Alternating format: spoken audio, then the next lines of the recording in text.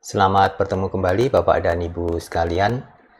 Laporan evaluasi diri pada instrumen yang baru memang menarik untuk dibicarakan karena ia memiliki ciri dan karakteristik yang berbeda dibandingkan dengan laporan evaluasi diri pada instrumen yang lama.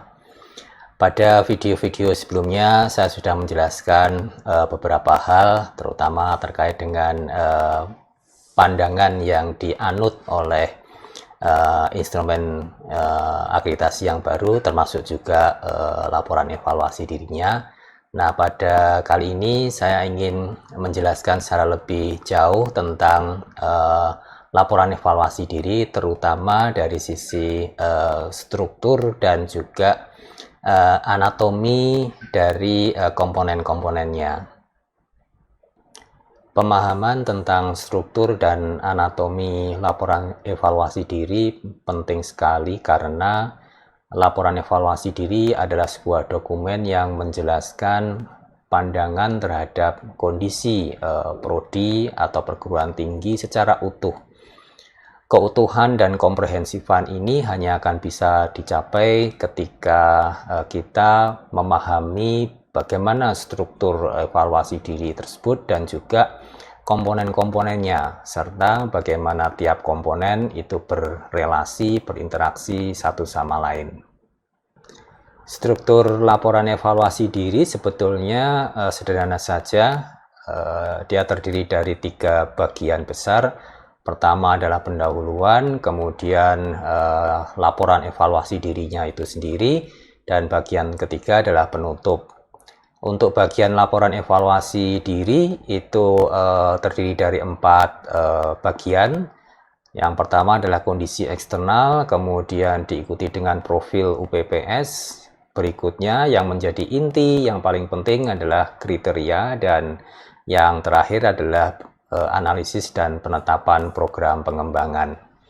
Sebetulnya dari rangkaian 4 bagian di dalam laporan evaluasi diri ini sudah terlihat pola atau alur cerita yang dijelaskan di dalamnya, ya. Yang pertama disampaikan tentang kondisi eksternal, apa saja yang terjadi di lingkungan program studi dan UPPS-nya. Kemudian diikuti dengan profil UPPS, berarti ini bercerita tentang UPPS secara garis besar, secara umum. Nah, baru kemudian pada bagian ketiga, di bagian kriteria, itu dijelaskan 9 kriteria, dari mulai visi, misi, tujuan, strategi, sampai luaran dan capaian Tridharma.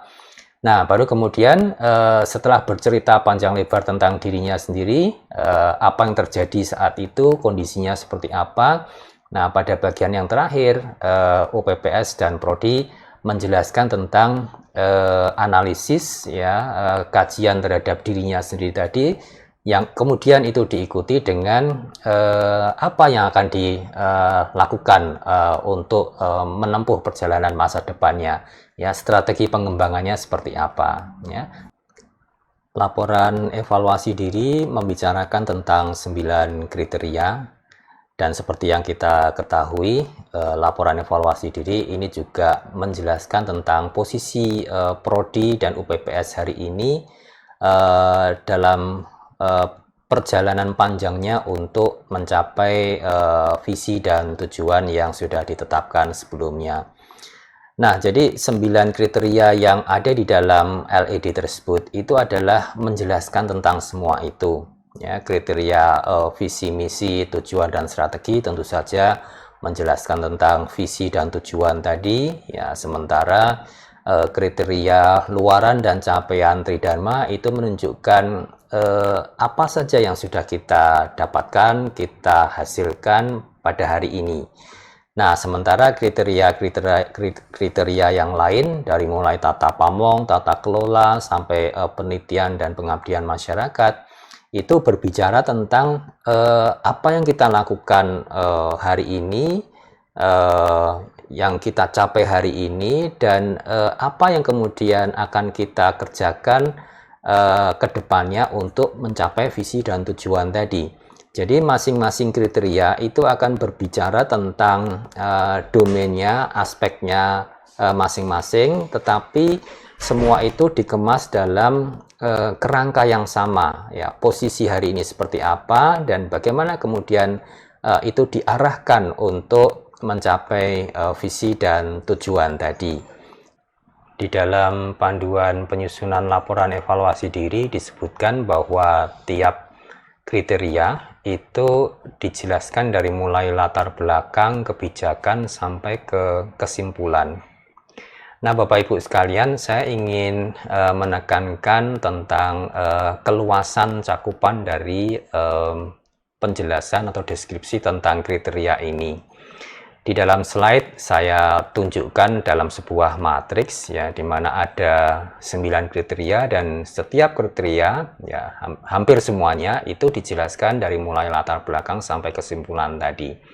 Jadi tugas kita sebetulnya adalah untuk mengisi tiap sel di dalam matriks tadi, dan ini yang bisa memberikan sense terhadap seberapa luas sebetulnya laporan evaluasi diri yang kita susun, ya. Sebelum saya masuk ke lebih detail tentang alur deskripsi dari masing-masing kriteria, saya ingin membicarakan dulu tentang konsep standar, ya. Menurut KBBI, standar itu adalah ukuran tertentu yang dipakai sebagai patokan, ya, dalam konteks pencapaian visi dan tujuan perguruan tinggi. Standar menunjukkan ukuran atau sesuatu yang harus dipenuhi agar penyelenggaraan perguruan tinggi tadi itu bisa berjalan dengan baik. Nah, keterpenuhan standar inilah yang kemudian menjadi sesuatu yang harus diupayakan oleh perguruan tinggi atau UPPS atau prodi dalam hal ini, ya. Nah, terkait dengan LED, ya, standar itu juga digunakan untuk menunjukkan tadi sesuatu yang harus dicapai pada tiap-tiap kriteria. Jadi dari 9 kriteria yang ada di dalam LED tadi, itu pada sebagian besar diantaranya itu kita akan berbicara tentang apa-apa saja yang harus diupayakan untuk dipenuhi sehingga kemudian penyelenggaraan UPPS dan Prodi itu bisa berjalan dengan baik. Sebagai contoh, misalkan pada kriteria tata kelola, tata pamong, di sana ada standar tentang penjaminan mutu, ada standar tentang pengelolaan atau manajemen, ya. Nah, di sana standar-standar itu menunjukkan apa saja yang harus dipenuhi, dilakukan, dijalankan oleh UPPS ataupun prodi, ya, sehingga kemudian tata kelola, tata pamong di UPPS maupun prodi tadi itu bisa berjalan dengan baik, ya. Contoh berikutnya misalkan ketika kita bicara tentang SDM dosen, ya, di sana juga ada standar, ya. Contohnya misalkan sebuah program studi itu harus memiliki dosen tetap yang sesuai bidang minimal 5 misalkan. Nah, itu juga merupakan suatu standar yang harus dipenuhi. Nah, inilah konsep standar yang perlu dipahami dulu sebelum kita menyusun laporan evaluasi diri. Bapak Ibu sekalian, gambar pada slide ini menunjukkan tentang bagaimana standar tadi itu digunakan, ya, untuk menjelaskan kondisi UPPS dan Prodi hari ini dan juga dalam perjalanannya mencapai tujuannya. Nah, potret perjalanan itu digambarkan dalam beberapa tahapan, 1, 2, 3, dan seterusnya. Dan di sebelah kirinya itu ada standar, ada 2 jenis standar. Yang pertama itu adalah standar minimum yang ini ditetapkan oleh Dikti, ya, sebagai standar nasional pendidikan tinggi. Nah, standar minimum Dikti ini itu kalau di dalam LED dan LKPS itu direpresentasikan dalam bentuk IKU, indikator kinerja utama. Nah, namanya saja standar minimum. Jadi ini adalah batas minimum yang harus ada, harus dimiliki oleh setiap UPPS, setiap prodi atau setiap perguruan tinggi. Kalau itu APT begitu, ya. Nah, kemudian kita akan berjalan menuju ke pencapaian tujuan. Harapannya dari satu tahap ke tahap berikutnya kita mengalami peningkatan, ya kan? Ada perbaikan, peningkatan, dan itu berarti standar kita itu tidak hanya pada level minimum saja. Kita mencoba untuk berkembang menjadi lebih baik, ya, dan standarnya pun juga berkembang. Ada standar-standar baru yang didefinisikan atau menggunakan standar yang sudah ada tetapi targetnya dibuat lebih tinggi, ya. Nah, itulah yang kemudian di dalam LED itu ditangkap dan direpresentasikan dengan menggunakan IKT, ya, indikator kinerja tambahan.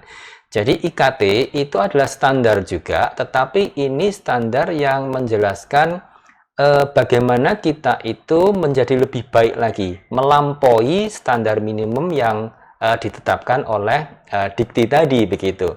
Ya, nah, jadi dengan menggunakan IQ dan IKT, kita menjelaskan bagaimana kita memenuhi standar yang minimum tadi dan bagaimana kita berkembang, ya, menuju ke tingkat-tingkat yang lebih baik yang itu selaras dengan proses perjalanan kita untuk menuju ke pencapaian visi dan tujuan tadi, ya. Bapak Ibu sekalian, slide ini merupakan inti dari penjelasan saya kali ini. Tadi saya menyebutkan tiap kriteria itu dijelaskan menggunakan beberapa elemen deskriptif, dari mulai latar belakang sampai ke kepuasan pengguna.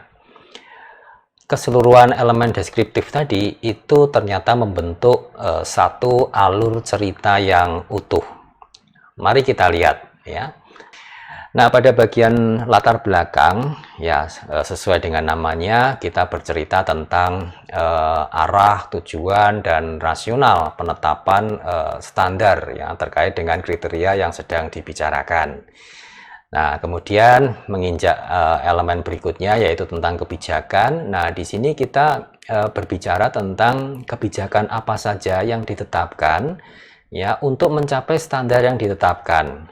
Sekali lagi Bapak Ibu, di dalam menceritakan tentang kriteria ini kita menggunakan standar sebagai basis.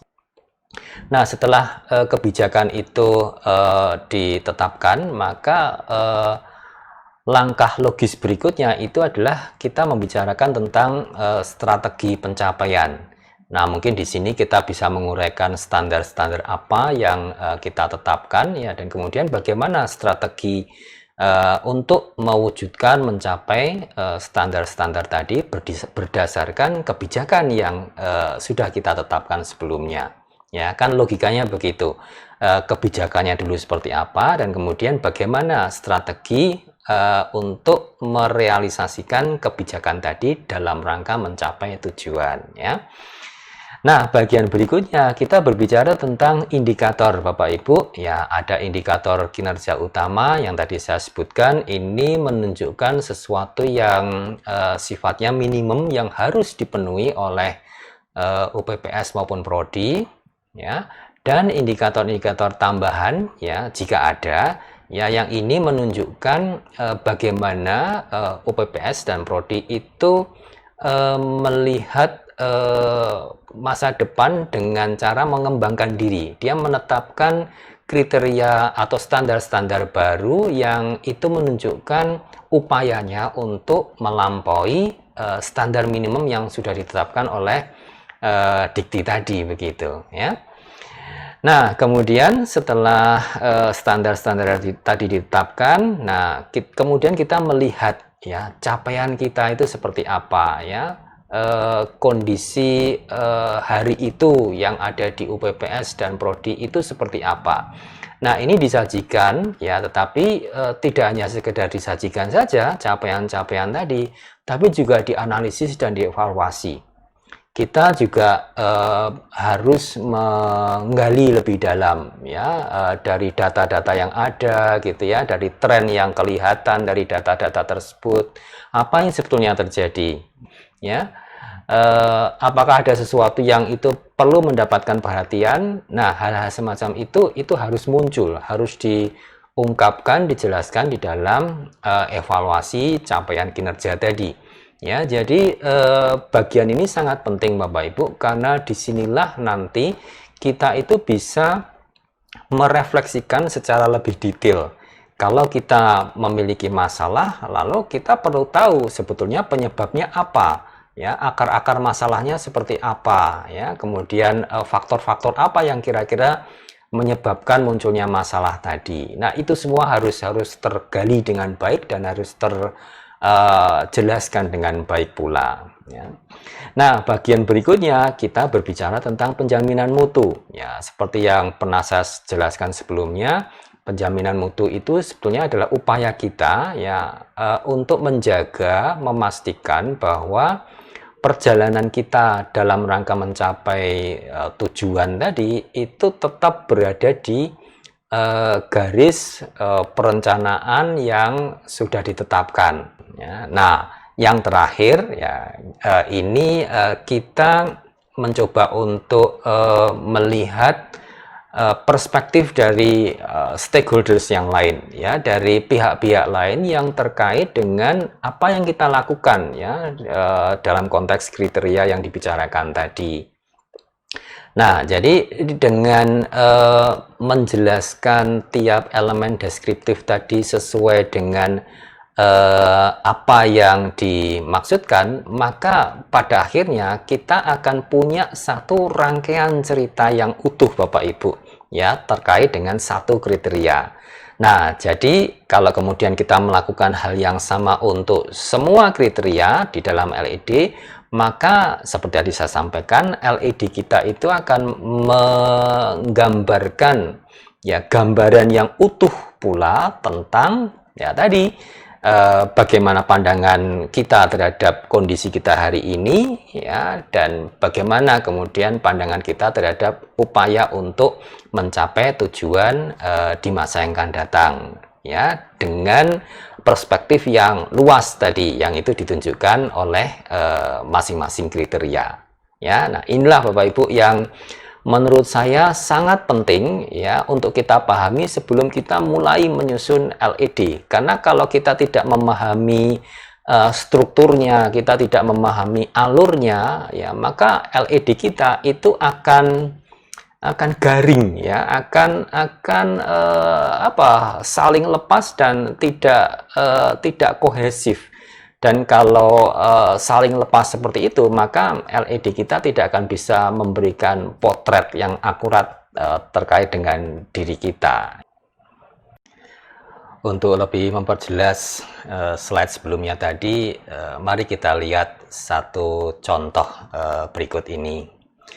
Misalkan UPPS dan prodi kita punya visi menjadi world class program. Ya, nah, kita bicarakan tentang kriteria SDM dalam hal ini.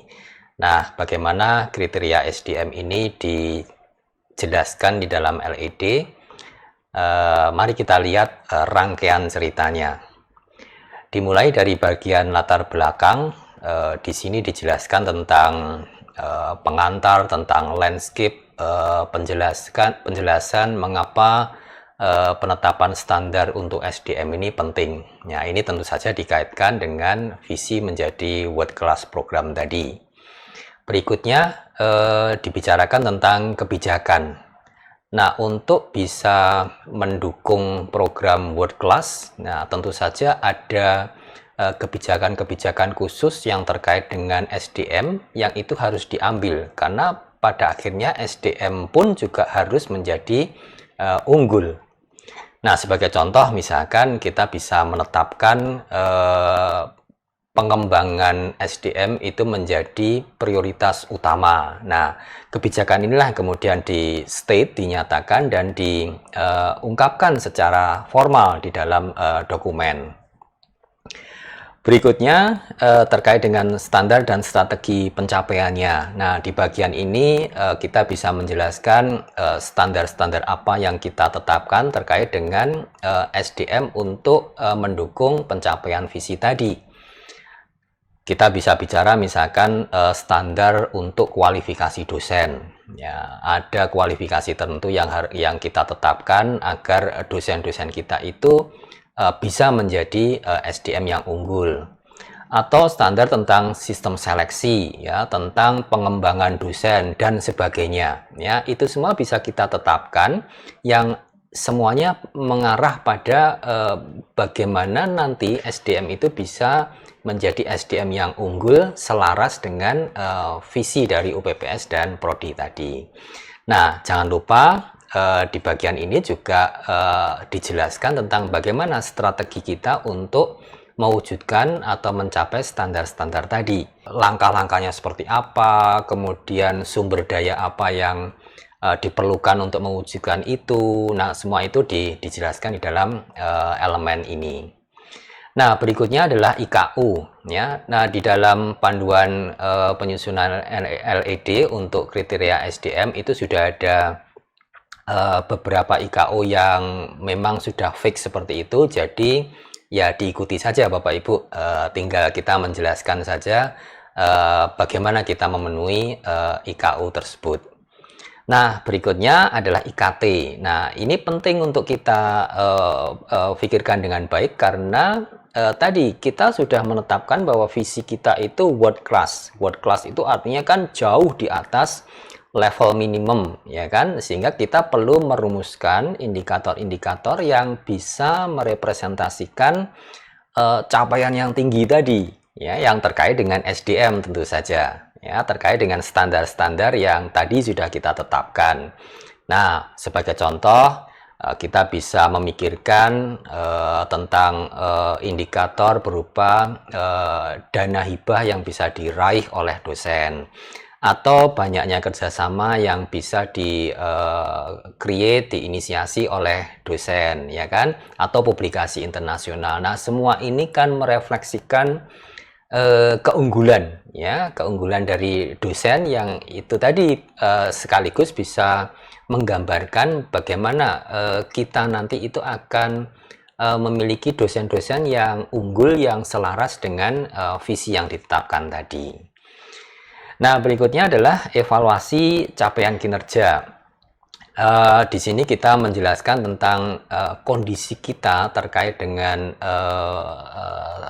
target-target standar tadi itu seperti apa, ya, apakah standar-standar yang kita tetapkan tadi itu sudah bisa kita penuhi, kita capai, ya, atau mungkin ada hal-hal yang belum sesuai dengan harapan, ya, ada permasalahan-permasalahan yang terjadi, ya. Nah, jadi tidak hanya sekedar cerita tentang berapa dana hibah yang diperoleh, berapa banyaknya kerjasama dan sebagainya, tetapi juga insight, ada kajian yang lebih mendalam, terutama bila ada hal-hal yang itu masih harus diperbaiki, ya. Nah, Bapak Ibu, analisis dan evaluasi, ya, di dalam bagian ini menjadi sesuatu yang sangat penting karena itulah nanti yang akan membuat kita menjadi paham tentang kondisi yang kita alami, gitu ya. Jadi tidak hanya sekedar sesuatu yang di permukaan, tapi betul-betul mendalam, ya. Nah, berikutnya adalah penjaminan mutu.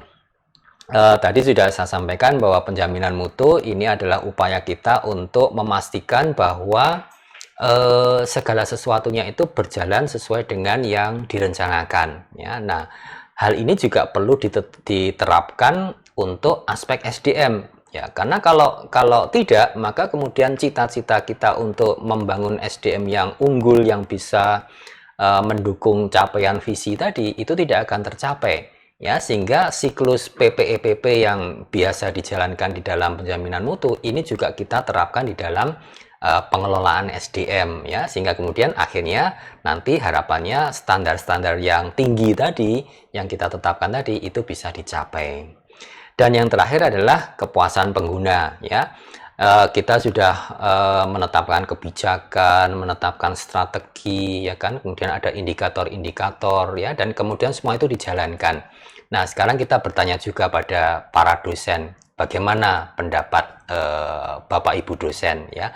Apakah ada sesuatu yang bisa kemudian dilakukan untuk lebih meningkatkan atau memperbaiki sesuatu yang masih belum sesuai dengan harapan? Nah, itu menjadi isi dari elemen kepuasan pengguna.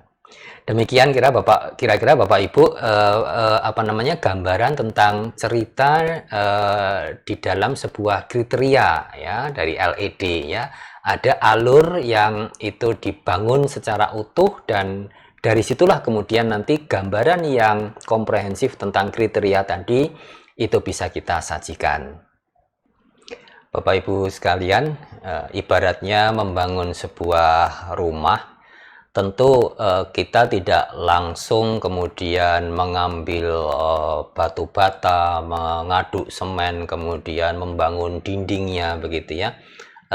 Pasti ada apa namanya upaya kita untuk memahami dulu rumah yang akan kita bangun itu seperti apa. Ya, kita perlu memperhatikan gambar desainnya, kita betul-betul bisa perlu memahami bagian-bagian dari rumah itu, strukturnya seperti apa, ya dan sebagainya. Ya, gambaran besar dari rumah itu harus kita pahami dulu sebelum kita mulai betul-betul membangunnya. Nah, hal yang sama berlaku juga ketika kita akan menyusun dokumen LED ini. Sebelum kita memulai menyusunnya, kita perlu tahu gambaran besarnya seperti apa, strukturnya seperti apa, dan bagaimana komponen-komponen di dalamnya itu saling berrelasi satu sama lain. Ya, nah harapannya nanti dengan pemahaman ini kita akan bisa menyusun LED yang lebih baik lagi, lebih utuh dan lebih bisa memberikan gambaran yang jelas, yang akurat tentang UPPS dan prodi kita ya. Nah, demikian Bapak Ibu apa yang bisa saya sampaikan kali ini, semoga bisa memberikan manfaat bagi Bapak Ibu khususnya di dalam penyusunan dokumen LED. Terima kasih. Assalamualaikum warahmatullahi wabarakatuh.